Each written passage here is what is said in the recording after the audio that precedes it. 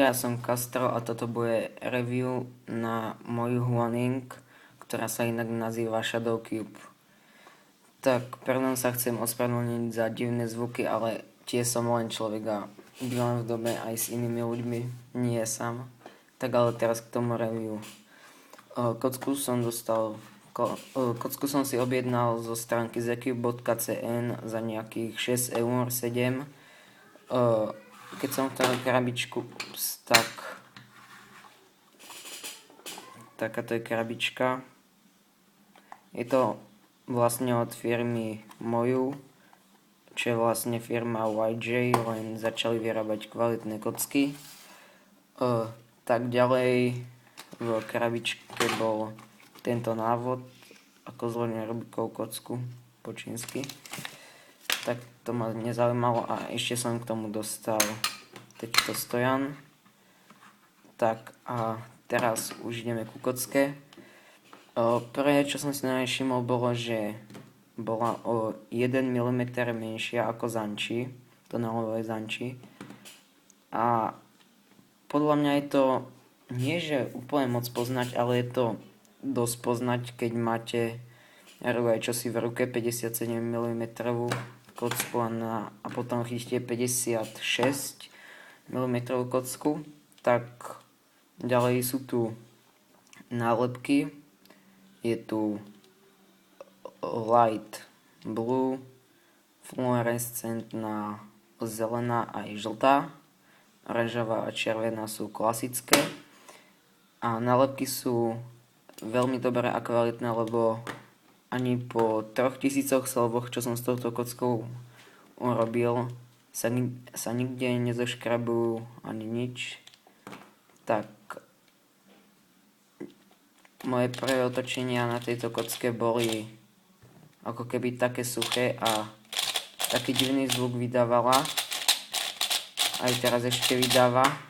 A pokiaľ cvičíte niekde medzi ľuďmi v škole, to je jedno kde, tak túto kocku pre vás nedoporučujem, pretože je dosť hlučná, ako môžete počuť, oproti Zanči, ktorá nevydáva skoro žiadny zvuk. Tak ale ja to mám na tej kocke rád. A ďalej otáčanie a rýchlosť tejto kocky. Túto kocku si môžete nastaviť ako ten šrob. Počkajte. Ten šrob môžete dať až aby skoro vytrčal a kocka sa vám stále nerozpadne, ale podľa mňa je to už na ňu moc, ale zvládne to ešte. Vôbec nepopuje a keď sa pozrieme dovnútra, tak prvé, čo som videl, bolo toto celkom divné malé torpedo a to asi tak všetko, nie na ňom nič zvláštne. Ale zaujímavé sú veľmi rohy a kríž. No, kríž ani, ale rohy celkom, hej, pretože sú také otvorené a to firma Moju chcela, aby ich kocka bola ľahká, aby nebola nejako ťažká a v prototype Huaning je červený kríž, ale už v tej full verzii je takýto modrý. Ďalej, čo by som také povedal. Corner cutting 45 stupňov bez problému, niekedy dá aj viacej, úplne v pohode. Ten opačný tiež a jeden nie fanúšik, ale divák sa ma pýtal, či je moju Huaning lepšia ako Weilong alebo Zanči. Tak ja Weilonga ešte nemám, ale ako Zanči, tak buď sa vám táto kocka páči, alebo sa vám nepáči. Pokiaľ máte radi tiché kocky, tak si kúpte Zanči alebo hociakú inú. pokiaľ vám na tom nezáleží, chcete rýchlu kocku, ktorá nepopuje, veľmi ľahko sa otáča a je veľmi lacné, tak si kúpte Huaning.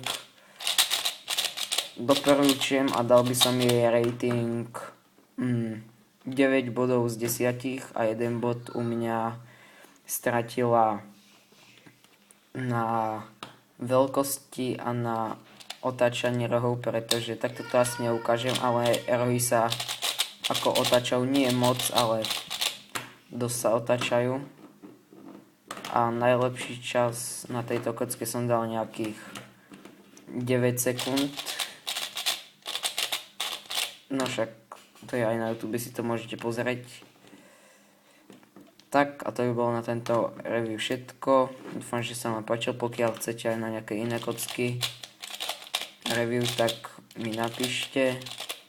Kľudne pokladajte hociaké otázky a napíšte, čo by som mal točiť za videá.